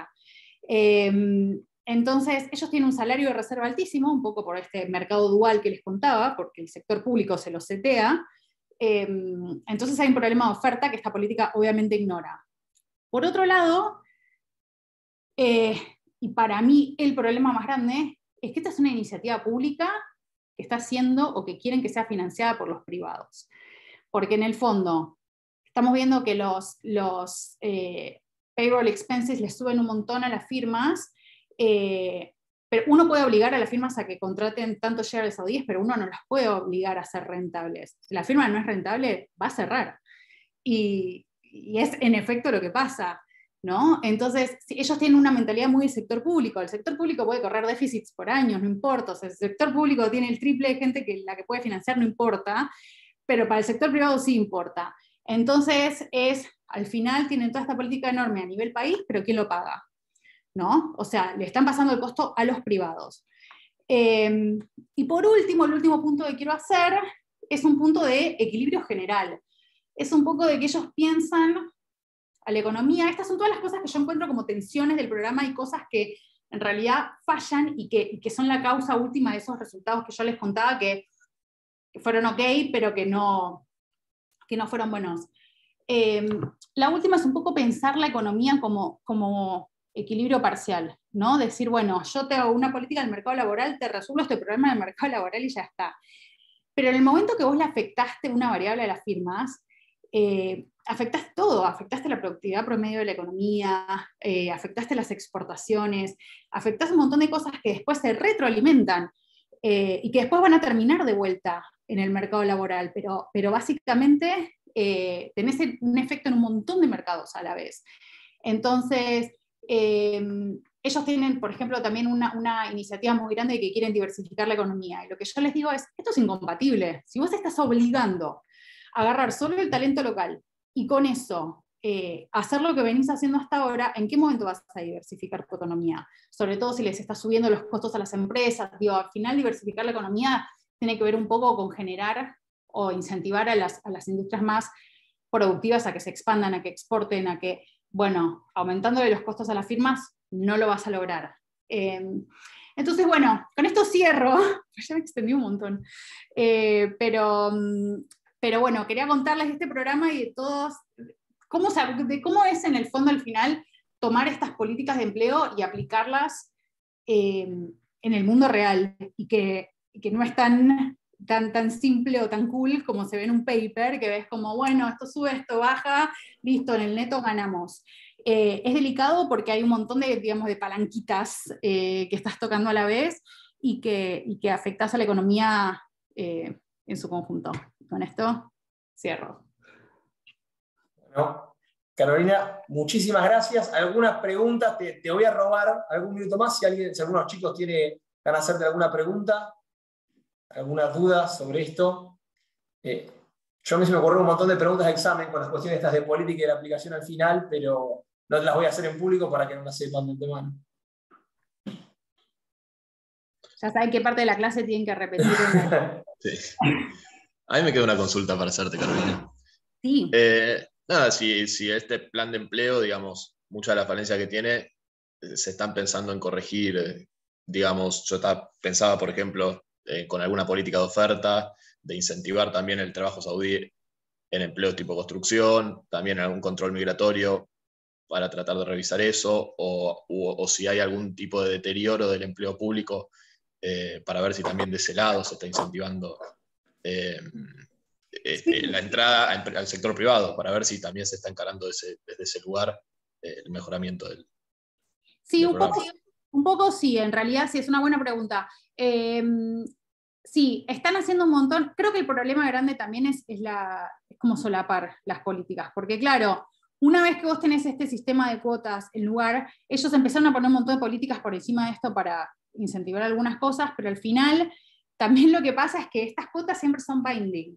Entonces, como el efecto de esas otras políticas, dado que ya tenés la cuota, en efecto es medio raro. Y de hecho, por ejemplo, algo que yo les dije es, bueno, yo no se los puedo estudiar bien, porque yo acá ya no puedo hacer un DIF. Ya tengo como una política encima de otra, ya no sé qué es qué. Entonces, los estamos tratando de convencer a hacer cosas más tipo experimentales, de básicamente relajar las cuotas, y una vez que vos relajás las cuotas, poner algún tipo de otra política. Como lo ideal, obviamente, siempre serían como estos RCTs, que yo creo que ellos lo podrían hacer, porque son una monarquía, básicamente, las democracias son un poco más polémicos. Pero al final, también hay un montón de cosas que son políticamente sensibles y que no se pueden cambiar o que no se pueden tocar. Entonces hay cosas como que, obviamente, para mí una gran solución sería ajustar un poco el tema de los salarios del sector público, pero no lo pueden hacer. O sea, políticamente no se puede hacer. Vos no podés agarrar a toda tu nómina de empleados públicos y decirles, ¿saben qué? Ahora les cortamos un 10% o se quedaron sin vacaciones, porque políticamente es catastrófico. Entonces, y por eso también hay que tener mucho cuidado con las políticas públicas, porque hay cosas que uno hace y no las puedes hacer después. Con el sector privado ellos tienen más lugar para jugar, al ser la mayoría expats, y además como que a los saudíes no les importa mucho lo que pasa en el sector privado, pero sí, hay un montón de otras iniciativas, mucha iniciativa de entrenamiento. Ellos tienen programas, además, donde ellos donan muchísima plata, pero muchísima, a universidades americanas, y mandan estudiantes. Entonces hay un programa de estudiantes saudíes en MIT, por ejemplo, hay un programa de estudiantes saudíes en Harvard, y esto lo hacen un poco para entrenarlos, y la condición es un poco que esos chicos tienen que estudiar y después volver, pero se los financia todo el gobierno y demás. Y eso está ok, lo que pasa es que no son cosas que se pueden aplicar tampoco a grandísima escala, ¿no? Para mí, lo principal es un poco relajar estas cuotas, e inclusive yo les recomendé cambiar la cuota por un tax, porque el problema con la cuota es que si vos... obviamente a todo punto siempre tenés un cuota equivalent con el tax, ¿no? Pero lo que tiene la cuota es que es muy restrictiva en el sentido de que si vos no tenés ese porcentaje, casi que no podés operar. Y un tax, lo que puede pasar es que hay empresas que están dispuestas a contratar a las ODIs, pero no los encuentran. Entonces lo que puedes hacer es pagar un impuesto, es decir, bueno, yo te pago por la cantidad de expats que tengo sobre la cuota, pero puedes seguir operando. Entonces vos puedes en el fondo tener la cantidad que quieras de expats, siempre que pagues un tax. Y además, bueno, el tax tiene todas estas cosas que a los gobiernos les suelen gustar, que es toda recaudación fiscal. Pero, bueno, sí, hay muchas, es muy complejo este programa y hay muchas cosas pasando a la vez. No tengo alguna pregunta más. Bueno, justamente la que te iba a hacer la respondiste, que era hablando de precios relativos, si nadie pensaba en bajar el precio relativo, en bajar el precio del Estado. Pero bueno, ya la respondiste, que era la primera que salía un poco ahí, siguiendo la pregunta Alejo. Así que bueno, Carolina, te agradezco muchísimo, muchísimo, que de hecho está de vacaciones, no sé si lo dije al principio, pero así que tu tiempo vale doble. Y nada, así que buenísimo la experiencia, además de ver cómo es en la práctica esto, que es una clase de política económica, pero si nos quedamos mirando resultados de papers y no de la gente que estuvo ahí, queda vacío. Así que la verdad que tu clase ha sido, más allá de los resultados y el paper en sí, nos suma muchísimo para aprender de la experiencia aplicada. Bueno, espero no haberlos confundido, les di un montón de información, pues les di como 3 años de mi trabajo condensados en, no sé, 45 minutos. Pero bueno, cualquier cosa, si querés pasarles mi email. Eso, brevemente, como muchos de ustedes están terminando, van a hacer una maestría, piensen en estudiar afuera. Es un perfil que por ahí nosotros, o sea, no tenemos interacción con la gente fuera de la facultad. Yo después les paso el email de Caro, porque a muchos de ustedes les puede interesar el fin, hasta por qué terminaste en esto trabajando, que es una diagonal entre hacer papers. De hecho, yo no quiero hacer paper puro de, no sé, de estar demostrando la insesgadez de un estimador, no es lo mío, pero bueno, entonces también parte es, después yo les paso y les tenés que habilitar el derecho a que te escriban, Caro, y a responder sus consultas diversas. Total. Bueno, muchas gracias, Caro. Ahí se fue, bueno. La clase la quedó medio cortado, como habíamos dado antes, les pido disculpas por haberlo hecho medio apurado, pero bueno, teníamos la restricción horaria y de conexión ahí con Carolina. No sé si tienen alguna consulta de la primera parte de la clase. Si no, cerramos la clase acá porque ya retomar de lo que habíamos dado que haría demasiado sándwich y no está bueno. Si no tenemos alguna consulta, duda, ahí los que veo algunas caras conectados. Yo, profe, te hago una consulta, por ahí es media tonta, pero los papers los papers que pasó Carolina, ¿los vas a subir o algo? Porque me interesaron por ahí para tenerlos. El trabajo de Caro no me lo llevó a pasar, pero si yo ahora lo subo, ahora durante el día de hoy lo subo, el trabajo, por lo menos el principal, ese que estuvo ahí contando. Bárbaro. Y de vuelta, pues yo un poco habíamos hablado con Caro la parte de, que ella lo dijo, no enfatizar la parte econométrica, que está bueno, porque de vuelta, muchos de ustedes imagino que les interesa, además porque el ejercicio no es complicado, entonces está bueno ver un ejercicio que econométricamente no es un GMM que se van a volver locos. Entonces está bueno, pero de vuelta nosotros acá esto es una materia de política económica, entonces nos interesa entender el contexto, entender lo que se hizo, los resultados y qué se puede esperar, qué se puede mejorar, ¿ok? Para leerlos con ese sentido también, porque nada, la discusión, si no metodológica y demás, excede a la currícula. Bien, yo ahora lo subo durante el día de hoy. Bueno, sí, pero ¿no hay más igual preguntas? ¿Alguna más? Sí, solo quería decir que igual está bueno que suba, digamos, por ahí el paper, digamos, la parte econométrica, porque sirve, digamos, como para llevar a la práctica, digamos, la teoría y además creo que algo vimos en desarrollo, todo eso de... Sí. Digamos, como para tener un insumo más, ¿no? Sí, totalmente. No es por... De hecho, la discusión que yo a ustedes les di anteriormente de cortar entre Caro, Borjas y Clemens, que de hecho que Caro trabajó mucho con Clemens, además, así que la literatura de esto un poco también la armé con ella la clase esta, por más que ella no ya estaba en la primera parte, estuvo armado un poco a dúo. Es un poco también para discutir esa cuestión metodológica y de vuelta, que tiene que ver con un poco la idea de esto, y esto se dio toda esta discusión durante el gobierno de Trump, donde se estaban discutiendo política migratoria y política de empleo y demás, y muchas veces para sostenerlo necesitamos la parte empírica, y bueno, y la discusión de, lo mediste bien, lo mediste mal, está haciendo cherry picking un resultado para apoyar un tipo de medidas. Sí, o sea, ya que es relevante esa parte, porque incluso si la política económica también es importante una buena metodología, si no, también queda un poco vacía, así que sí, ya que va el paper entero, porque también para que le pegue una mirada siempre suma, también la metodología. Tal cual. Buenísimo, gracias. No, gracias a ustedes, chicos, y gracias también por la onda en la clase y demás. Hasta luego. Gracias, hasta luego. Gracias, profe. Gracias, nos vemos. Gracias.